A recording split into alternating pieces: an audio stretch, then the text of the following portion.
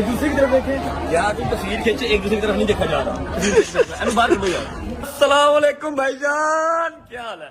इन्होंने मिलकर रेस्टोरेंट बनाया जिसका नाम उन्होंने रखा है 4 DH राया में। जो 4 का मतलब ये है कि 5 - 1 4